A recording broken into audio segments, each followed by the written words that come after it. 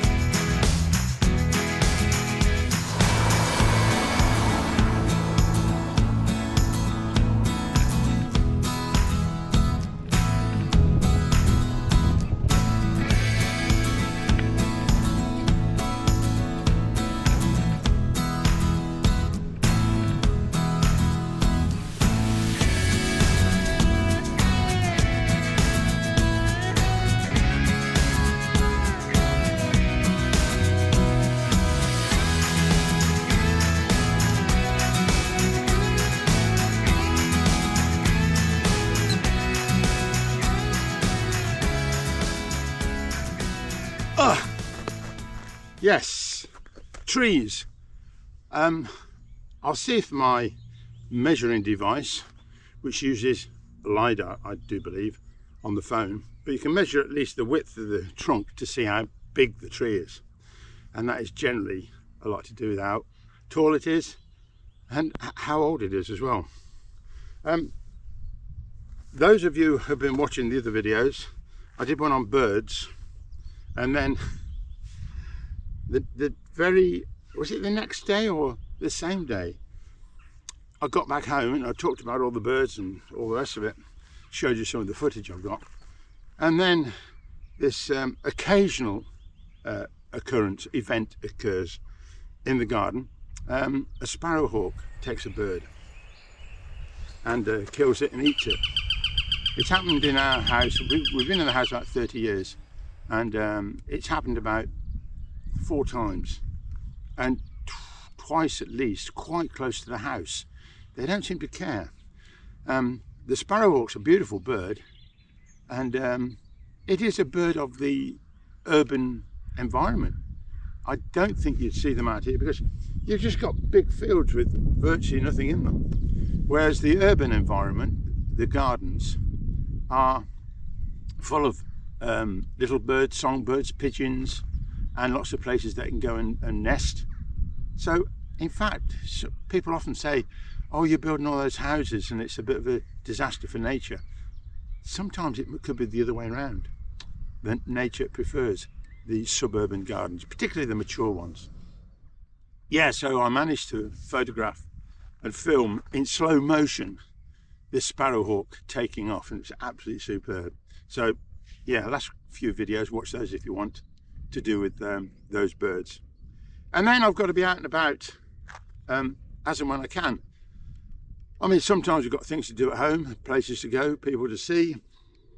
So I managed to get out this morning, and not only that, but the weather's beautiful. So everything's sort of fallen into place. The planets have aligned. So I'm out to have a look at some trees, and I know there's 1 or 2. I might just wave my arms around and say, look how big this one is, to be honest, rather than use the phone to measure them. I have measured them before, and they're pretty massive. And if they're massive, they're old, and I like that.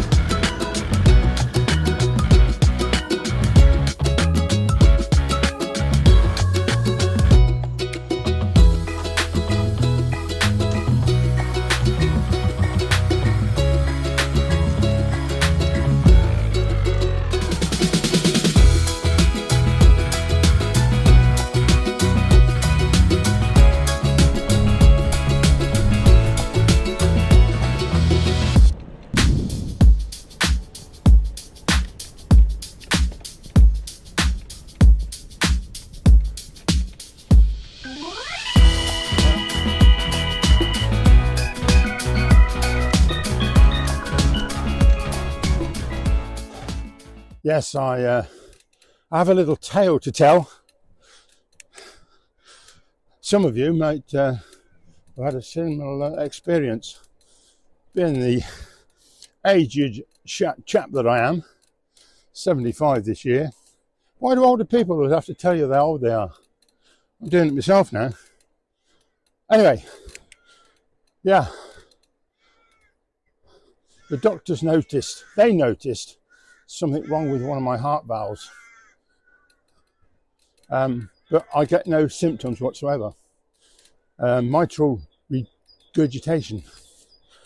Anyway, so I've had echocardiograms. Then I had a TOE, T-O-E, where they stick a probe down your throat and take a closer look at your heart from inside. And then they wanted an MRI scan. That was Monday. However, when I got to it, it was a bit traumatic. So doing this,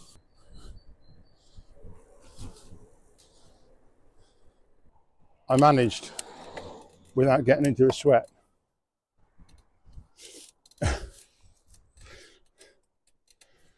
Oh, look at this blackthorn. That'll cheer me up. Look at that, beautiful. Stunning, isn't it? Anyway, where was I? Yes, MRI scan.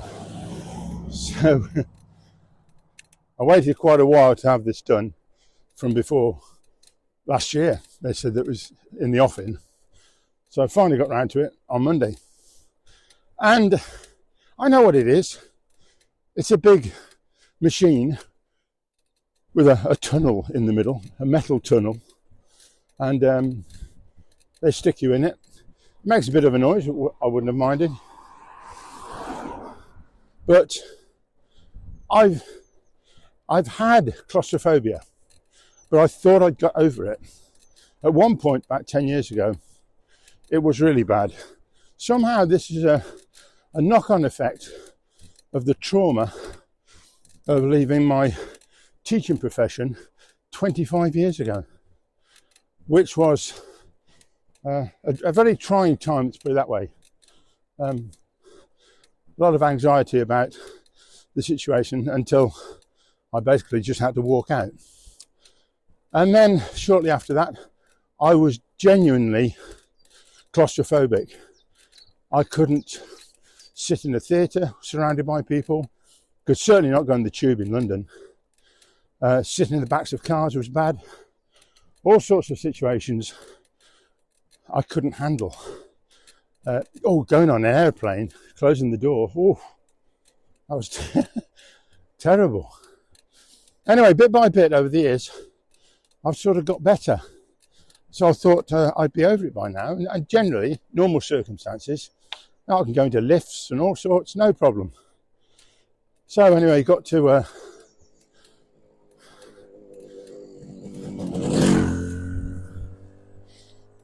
the MRI department, and I says, I did suffer from claustrophobia.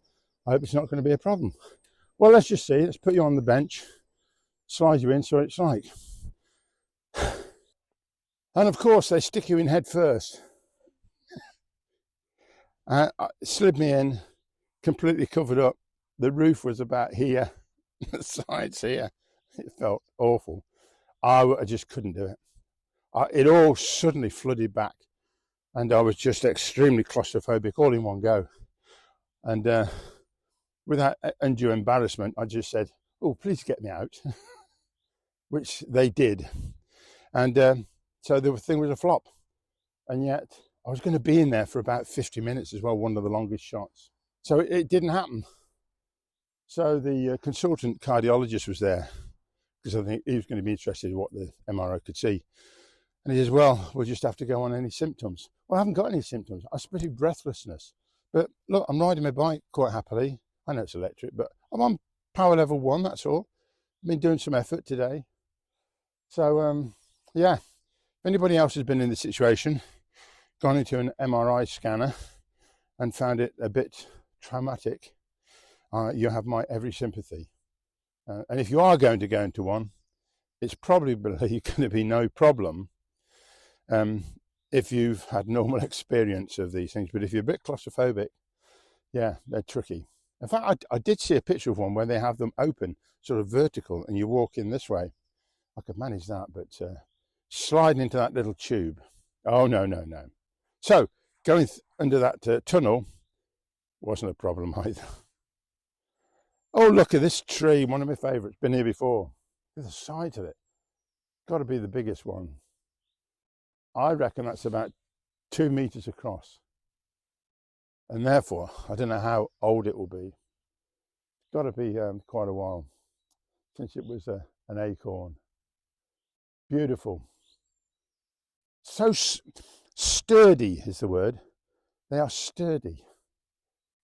Magnificent. And some little daffodils as well.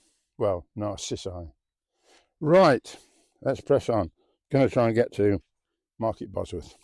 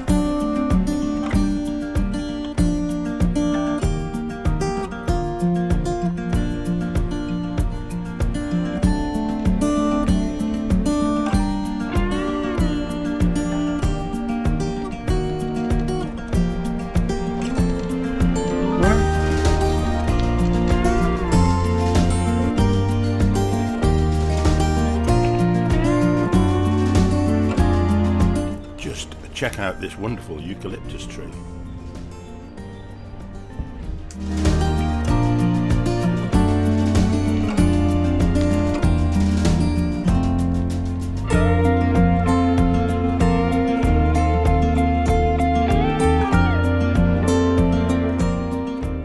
This lane approaching Market Bosworth from Farcoton, it's always very quiet, so it's Neo 2 drone time. And notice when you're finished, just put out your hand and it comes and lands. Well, I've done the subject of birds and trees today. I must do one on holes in the ground, because I'm fairly sure this is a badger sett. Yeah, you can see it's all been dug out quite recently, and there's not just one hole here, but you can see where it's been excavated out. And over the back there, over here, over there. They're quite extensive. The more you look, the more you can see. Go over and have a look. Oh, that looks like it's been filled in. But that's been opened up, look. Let's have a look. Yeah, fairly sure badger sett. The word sett, that's their home. A badger sett. And there's a lot of them around. Big controversy over TB, which is very serious for the farmers, but yeah, I like a badger, love them, always have done.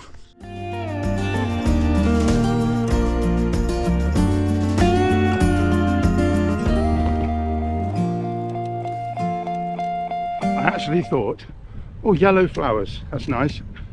I thought they were daffodils or similar, but the dandelions. And they all seem to come out at the same time. And some grape hyacinths. Oh, there's plenty along here, look at these.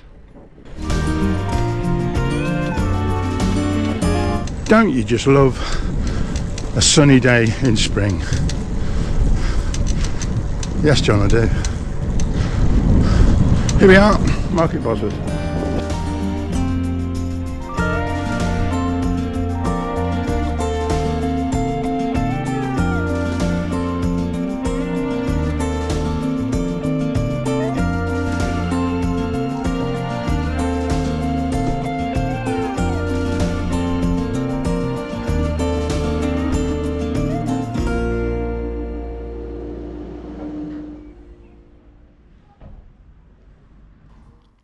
Having downed a hot chocolate, I then make my way to the gated road where I can have a bit more fun with the Neo 2 drone.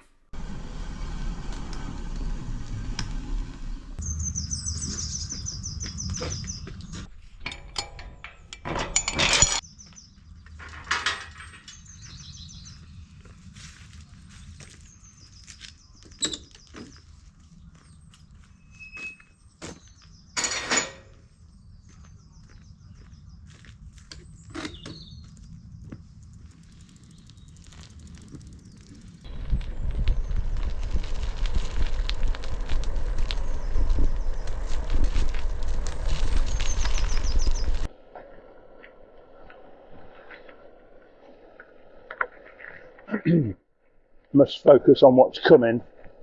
I don't want to see a car come towards me and get into trouble. Oh, there's two people are walking this way. They're going to be a bit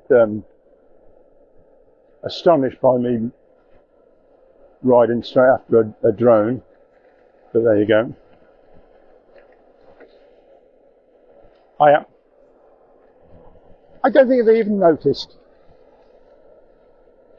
Oh, he's going up and down a bit. Come on, Neo. Let's see what you can do.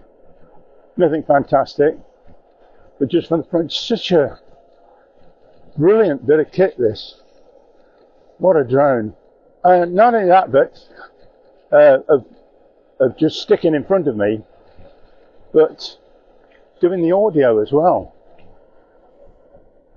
And these occasional wanders around, which he's up to, add a little bit of interest to the shot as well. And I can see that there's no trees in the way. I say that. You know what's going to happen now, don't you? No. We're good. Right, the battery's doing quite well on this, but there could be a moment that it starts to complain that it's running out of battery. But in a minute, we're okay. Let me just see if I can put it round the back for now.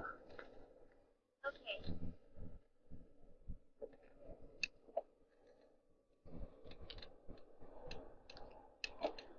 Hang on a minute. All I said was go around the back, and it did. And I didn't use the word rear either. That is a bit strange and very wonderful.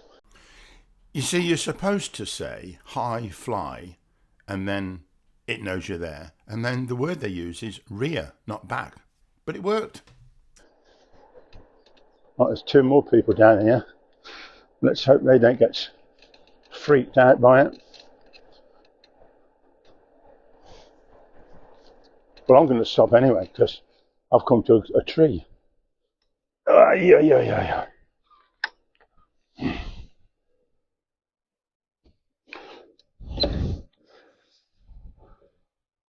Come here, look at this. Look at this tree. Right, I haven't got a tape measure, but I'm using Measure on the iPhone. It uses LiDAR to spot the distance across the tree. And there we have it. It looks like it's 1.12 meters. Actually, it's a little bit more than that. There you have it. Not quite sure what that was. 1.2 was it? 1.2 meters across. And as we all know from our very useful days doing maths in school, that the circumference is 2 pi r. R being the radius. So, well, the diameter is 2r. So it's that diameter 1.2 times 3.14. But you don't need to keep doing that. All we need to do really to compare one tree with another is to see how wide it is. So it's 1.2, and I think that is one of the widest ones we've got. But that makes this tree pretty big. But we can empirically say it is 1.21 meters from end to end, side to side, edge to edge. What a beast. What a beast. Look at it.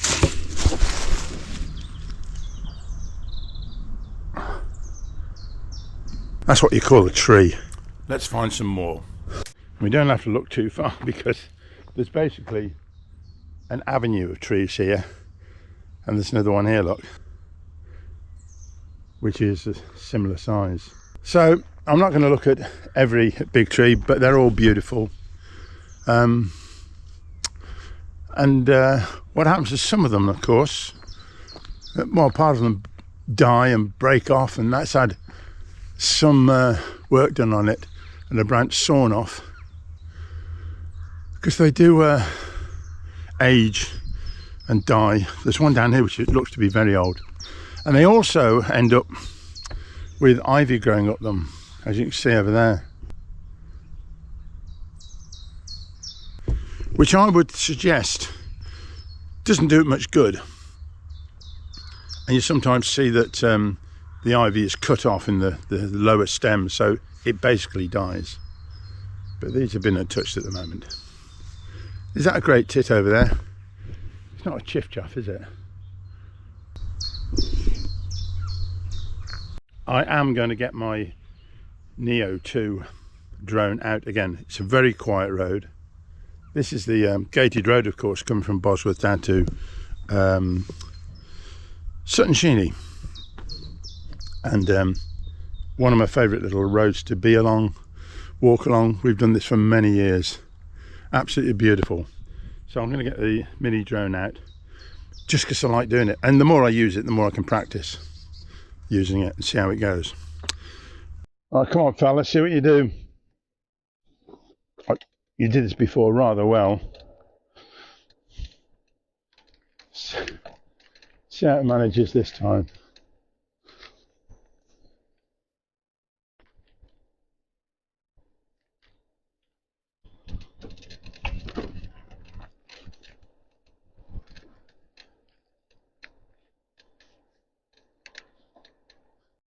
Hey, fly.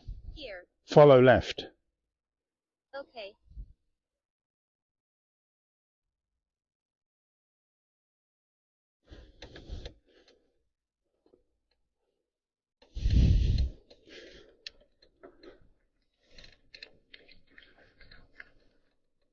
Slight change of plan. Following from the left. I'm wondering exactly if this will make it another angle to talk to camera. It's almost like you riding by the side of me, which is very nice. Well, I haven't got the big drone out yet, so I think I'm going to do that because there's a big pond over there which you can't always see. So I'm going to stop, get I say the big drone, that's because you're very little.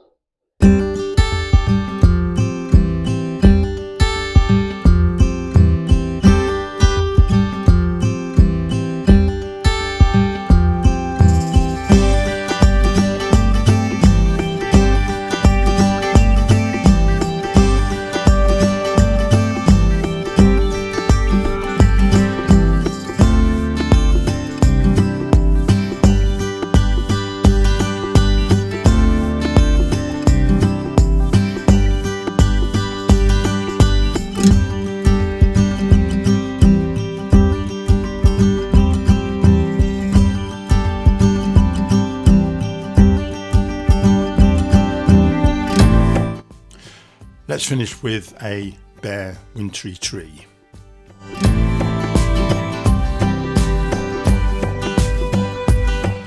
Well, thanks for watching everyone.